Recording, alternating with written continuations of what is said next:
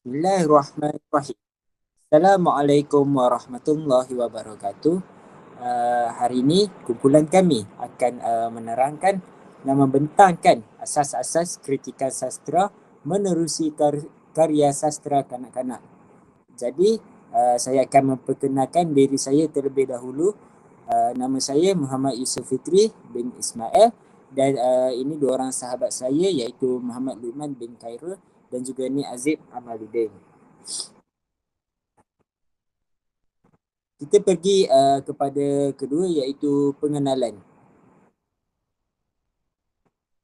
Uh, Sesetengah pengarang tidak suka hasil karyanya dikritik. Padahal kritikan itu adalah bertujuan penambahbaikan mana yang kurang dan memperkukuhkan lagi mana yang ada. Maksudnya di sini uh, kritikan ini dibuat untuk kita nak pertimbang nak meningkatkan lagi karyanya semakin lagi hebat. Mana yang kurang itu nak kita nak ni lagi nak tambah lagi. Sedangkan kritikan merupakan aktiviti membuat pertimbangan atau penafsiran sesuatu karya itu mengikut disiplin ilmu yang sistematik. Jadi kita kritik ni mengikut disiplin ilmu yang sistematik. Hal ini bertepatan dengan pendapat Hashim Awang iaitu seorang tokoh bahasa yang menjelaskan bahawa kritikan itu merupakan suatu usaha untuk menilai hasil-hasil ciptaan seseorang sastrawan dengan cara yang beralasan serta bersistem dan bertujuan untuk mengembangkan sesuatu yang difikirkan baik lagi indah. Kritikan juga difahamkan sebagai melaksanakan prinsip-prinsip atau dasar-dasar sesebuah teori dalam menilai sesuatu karya. Manakala dalam konteks yang lain, istilah kritikan memberikan makna tentangan atau percanggahan terhadap sesuatu perkara yang dijadikan bahan kritikan. Jadi kita pergi yang kedua iaitu masuk asas kritikan sastra. Okey, apakah yang dimaksudkan dengan kritikan sastra? Kritikan sastra merupakan suatu usaha mempertimbang dan menilai karya sastra secara jujur dan sistematik. Yang kedua, menilai karya sastra secara jujur diperkuat dengan alasan yang munasabah. Yang ketiga, asas kritikan tanpa menggunakan teori sastra. Dan yang terakhir sekali, kritikan boleh dibuat berdasarkan 3 cara iaitu memberi pandangan, sanjungan dan saranan. Jadi kritikan sastra ni dia bukan sahaja kita nak kritik sesuatu karya itu, tetapi kita nak mendalami karya itu. Sama ada karya itu baik ataupun kurang baik. Jadi kalau baik kita boleh sanjung, kita boleh puji, dan kalau ada kekurangan kita akan tegur menggunakan disiplin-disiplin ilmiah lah. Okay. Kita pergi yang pertama iaitu kita pergi yang seterusnya iaitu jenis kritikan. Jenis kritikan ni terbahagi kepada 6 iaitu kritikan sanjungan, kritikan teguran, kritikan saranan, kritikan penganalisan, kelima kritikan pendekatan dan yang terakhir sekali adalah kritikan penilaian. Kita pergi kepada yang pertama iaitu kritikan sanjungan. Apakah yang dimaksudkan dengan kritikan sanjungan? Beri penghormatan, penghargaan atau pujian kepada sesuatu dikenali sebagai sanjungan. Oleh kerana asas kritikan sanjungan ini, ia memuji karya dan pengarangnya yang berupaya mengeluarkan idea yang menarik serta menghasilkan elemen karya yang menarik. Jadi kritikan sanjungan ni kita bukan nak kritik sastra dia, kita nak cakap sastra yang buruk, tak. Kita bila kita dah mendalami karya sastranya, kita nampak ada satu benda yang istimewa dalam karyanya, jadi kita ia dipanggil sebagai kritikan sanjungan di mana kita puji karyanya. Ada yang satu elemen yang menarik dalam karya tu kita boleh puji. Itulah yang dimaksudkan dengan kritikan sanjungan. Kita pergi yang kedua adalah kritikan teguran. kritikan teguran ialah kritikan yang benar-benar memberi peringatan dan teguran. Pengkritik memainkan peranan dalam kritikan ini untuk mengkritik karya dengan menyatakan keistimewaan, kekuatan dan kekurangan. Jadi kritikan teguran ni kita lebih berfokus kepada kita mendalami dan kita tengok apakah keistimewaan dalam karyanya. Itu yang pertama. Dan kita lihat perlu pada kekuatan apakah yang ada dalam karyanya dan juga kekurangan dalam karyanya juga. Jadi bila kita tengok kita boleh kritik dia punya kelemahan dia, kita boleh tahu apakah kelemahan dalam karya-karyanya. Yang ketiga, kita pergi seterusnya iaitu kritikan saranan. Apakah yang dimaksudkan dengan kritikan saranan ialah kritikan yang bertujuan untuk memperbaiki kelemahan dan memantapkan elemen yang membina. Oleh itu, kritikan yang dicadangkan ini berfungsi sebagai penambah yang baik untuk kekurangan dengan menyampaikan nilai yang baik kepada khalayak pembaca. Pengarang mereka yang menulis kritikan sastra. Jadi kritikan saranan ni sebenarnya bila mana kita dah tahu kekurangannya, jadi kita nak memperbaiki dia punya kelemahan dalam dia punya karya. Yang seterusnya adalah kritikan penganalisan. Kritikan penganalisan ialah satu kritikan yang menyelidik sesuatu karya untuk mengetahui keadaan yang sebenarnya, termasuklah menentukan kedudukan, prestasi atau pencapaian. Kritikan penganalisian bermaksud pengkritik meneliti dengan mendalam sesebuah karya sastera untuk mendapatkan beberapa maklumat tentang pemikiran, tema, persoalan, teknik, pencitraan bagi menentukan karya sastera. Jadi kritikan penganalisan ni dia lebih berfokuskan kita mendalami karyanya, kita nak tahu apakah yang cuba disampaikan oleh penulis, apakah tema yang digunakan oleh penulis dalam karyanya, apakah persoalan dan apakah teknik penceritaan yang cuba disampaikan oleh penulis. Jadi kita pergi yang seterusnya iaitu kritikan pendekatan.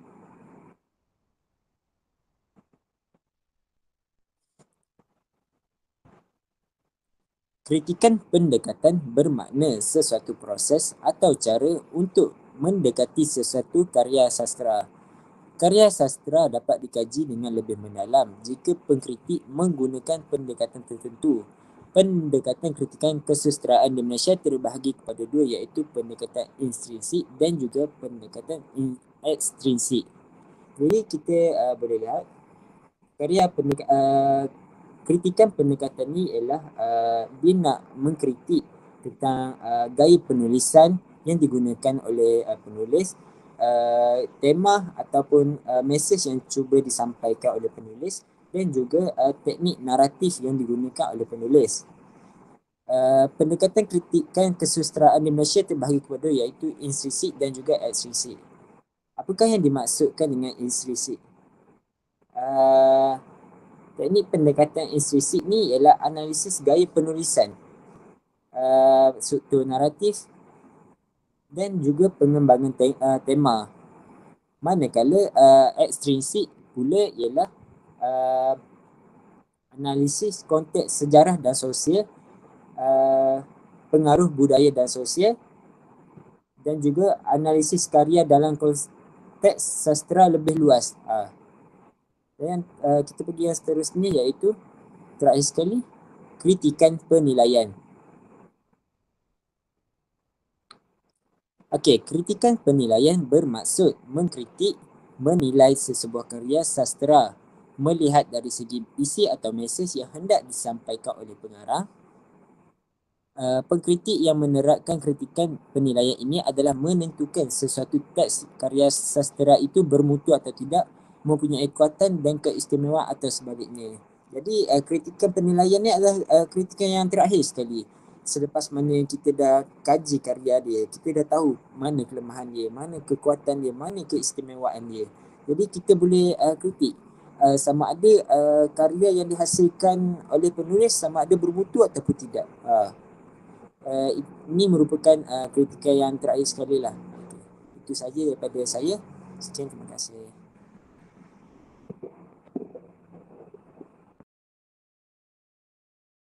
Okey, seterusnya kita pergi kepada buku cerita kanak-kanak yang kami pilih. Buku cerita kanak-kanak yang kami pilih ialah berjudul Jarum Emas yang mengisahkan ayam dan helang. Okey. Okey, sinopsis daripada cerita Jarum Emas ini ialah cerita ayam jantan jarum emas bermula dengan seekor musang yang cuba menangkap ayam jantan untuk dimakannya. Namun seekor helang menolong ayam jantan dari serangan musang. Ayam jantan terinspirasi untuk belajar terbang seperti helang dan meminta bantuan helang untuk meminjamkan jarum emas milik Raja Burung Helang yang diyakini dapat membuatnya terbang. Setelah memperoleh jarum emas, ayam jantan berhasil terbang dan membagikan jarum emas kepada ayam-ayam lainnya yang juga ingin terbang. Namun setelah menggunakan jarum emas, mereka kehilangannya. Helang marah dan memutuskan hubungan dengan ayam-ayam itu dengan mengancam mereka sebagai musuh sampai jarum emas itu ditemukan. Okey, kita masuk kepada kritikan teguran berdasarkan cerita ini lah. Kritikan teguran ini ialah bila memperlihatkan kekuatan dan kekurangan sesebuah karya sastera oleh kritik. Okey, kritikan seranan pula bermaksud cadangan sesuatu perkara dalam sebuah karya sastera untuk dimantapkan.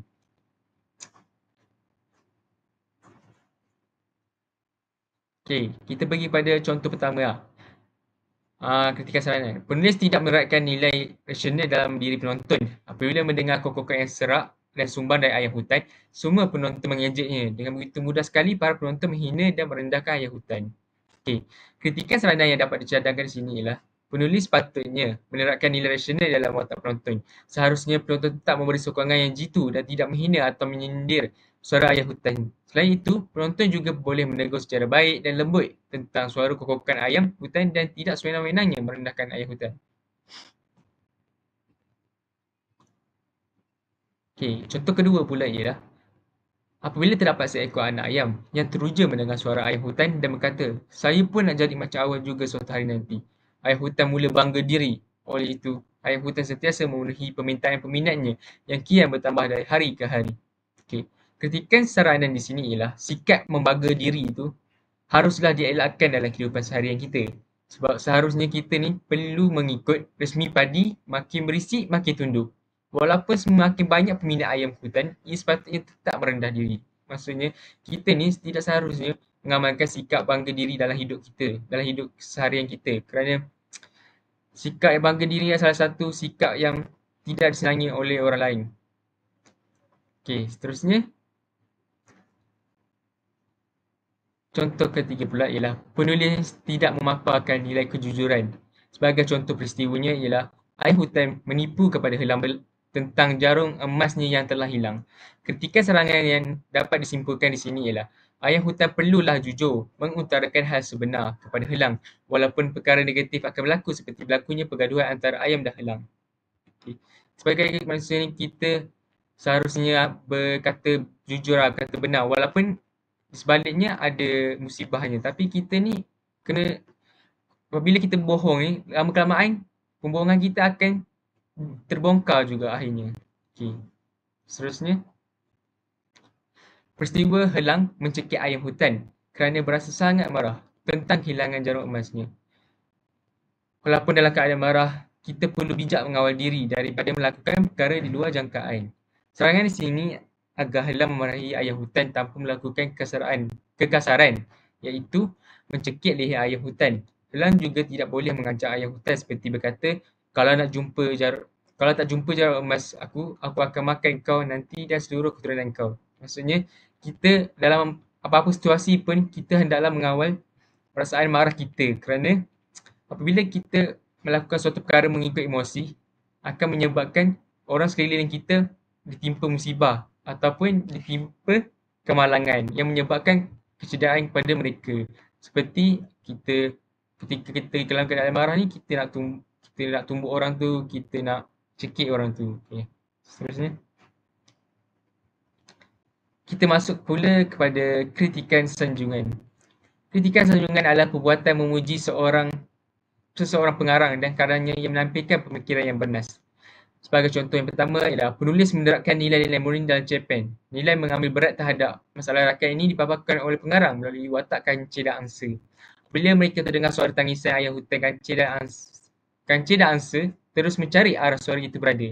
Kemudian kancil berkata, "Ayam, kau dah kenapa?" Manakala angsa pula bertanya, "Yelah, kau dah kenapa ayam? Kenapa jerit?" Seterusnya mereka mendengar cerita yang disampaikan oleh ayam hutan mengenai nasib buruk yang dilaluinya. Di sini kita boleh lihat bahawa sang kancil dan sang angsa ni amat prihatin terhadap kesulitan yang dihadapi oleh ayam hutan. Sikap positif ini haruslah disanjung dan dipraktikkan dalam kehidupan setiap masyarakat. Okey, seterusnya yang kedua ialah sikap ayam hutan yang tidak mudah mengalah. Walaupun telah diejekkan oleh para penonton, ayam hutan tidak putus asa. Kan kita sebagaimana kita tengok tadi kan, ayam hutan kena ejek sebab suaranya sumbang dan tidak merdu kan ketika berkokok. Tapi ayam hutan ni dia tak putus asa tau. Dia mencuba sekali lagi untuk berkokok. Akhirnya sikap tidak menghiraukan hinaan dan cemuhan penonton menjadikan ayam hutan sebagai pemenang apabila ia berjaya berkokok dengan kuat dan sangat merdu. Dengan itu ayam hutan telah dinobatkan sebagai raja kokokan termerdu di kampung mereka. Apa yang dapat kita simpulkan di sini ialah kita ni perlulah menghadapi setiap cabaran ataupun rintangan yang menimpa dengan hati yang cekal kerana hasil tidak akan mengkhianati usaha. Bab kata pepatah Arab, "Manjada wajada." Siapa yang berusaha pasti akan mendapat hasilnya. Hujungnya kita akan memperolehi juga kejayaan yang kita idamkan. Okey, seterusnya. Setiap petang, ayam hutan akan menghiburkan ayam-ayam yang lain dengan kokokannya yang merdu itu. Semua kegembiraan dan terpukau mendengarnya termasuklah seekor anak ayam yang masih kecil. Berdasarkan petikan ini, kita dapat lihat bahawa ayam hutan menggunakan kelebihan yang ia miliki untuk menghiburkan hati rakan-rakannya. Okay. Seseorang ni mesti mempunyai satu kelebihan yang boleh membuatkan seseorang itu berasa senang dan ceria. Okay. Dengan kelebihan kita ada ni, kita dapat menjadikan seseorang itu berasa gembira. Kerana setiap orang ni, dia setiap hari, tak ada orang tu berasa setiap hari tu dia gembira je. Mesti ada hari-hari tu dia akan melalui dengan kesedihan. Dengan kelebihan kita ni, kita boleh membuat orang tu berasa senang dan ceria. Okay. Yang keempat ialah penulis menerapkan nilai baik hati dalam watak helang. Bila ayam hutan ingin meminjam jarum emas milik helang, sang helang dengan baik hati memberikan ayam hutan untuk menggunakan jarum emasnya itu menjahit sayap yang lebih tebal. Okay, di sini helang ni dia tak kedekut tau nak meminjamkan jarum emas tu kepada ayam walaupun jarum emas tu milik Raja Sang Helang yang sangat berharga. Tapi helang ni dia baik hati dalam memberikan jarum emas tu kepada ayam supaya ayam boleh terbang seperti helang juga.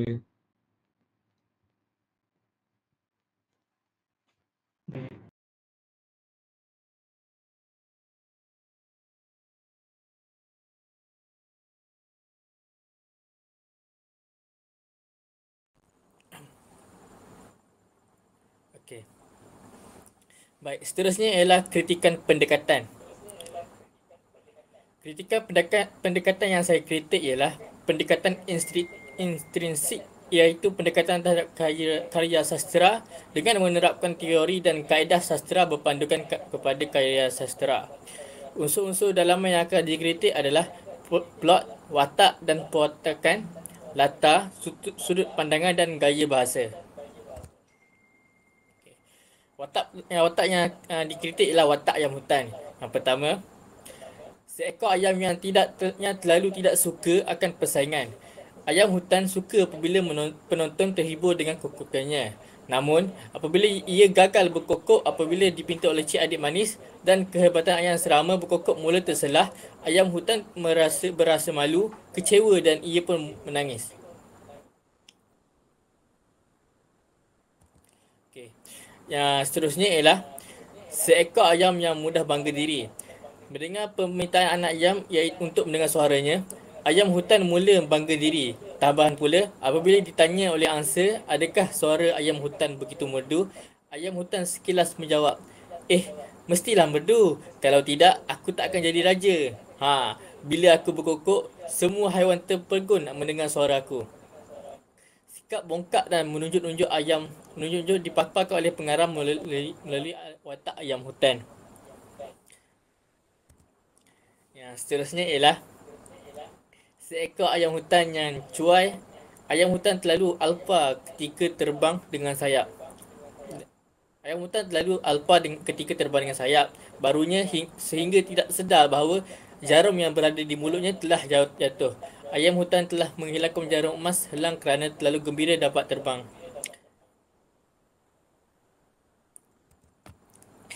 Seterusnya ialah kritikan penganalisan.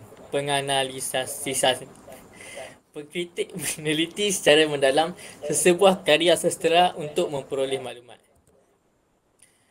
Dalam cerpen Ayam dan Helang ini, terdapat dua watak sampingan yang menjadikan cerpen ini mencapai prestasi yang baik.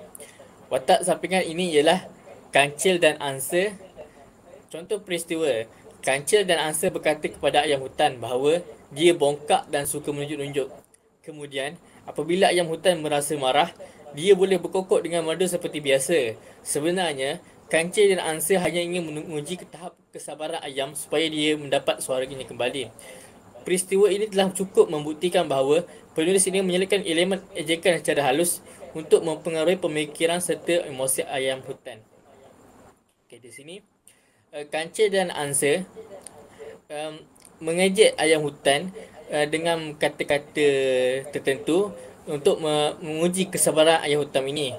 Dan apabila ayam hutan ini berasa marah, dia akan mampu untuk berkokok seperti biasa, iaitu dengan merdu.